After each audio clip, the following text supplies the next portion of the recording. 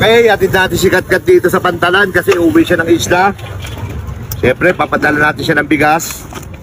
At may papadala rin ako sa isla para kay Joy Joy. Para dun sa ano, sa bahay na pinagagawa, no? Hindi pala biro magpagawa ng bahay. Akala ko mga 50k magagawa ng bahay ni Joy Joy, pero hindi pala. Karpintero, papasimento na natin yung sahig tapos dingding. Tara, Kat, tara. Ano? Ba't ka uwi ng isla? Ha?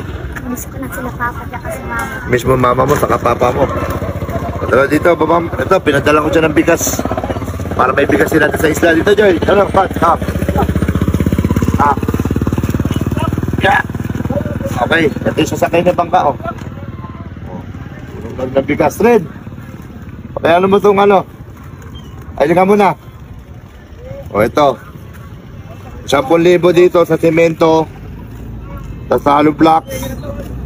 Tapos, basta nakabudget na yan doon. Nakalista na ito lahat, ha.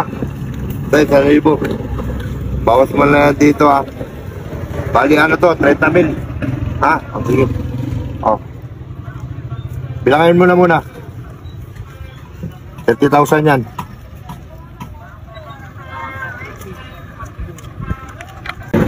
29? 29? O 30. Wala ka muna, Kat. Ha? Wala muna.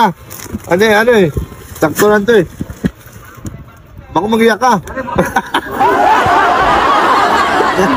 Ano? Ano sa'yo na to?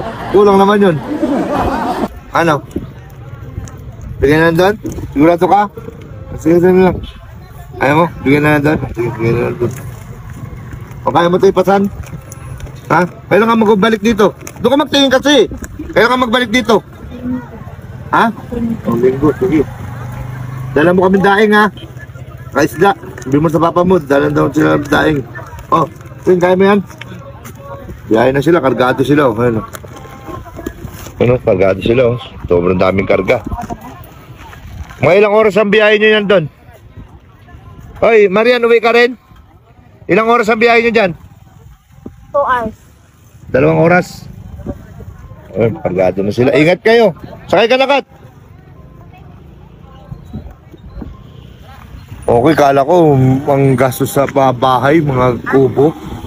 Akala ko mga ano lang, 50, 60. Siguro kung kukwentahin lahat. Kung kukwentahin lahat, siguro mga 100,000 na. Mahigit. Ay, pero ganun pa man, at least may bahay na si Joy Joy saka maayos ng buhay niya. Ayun lang, sarga na sila. Uy, pinigyan mo na. Wala tayong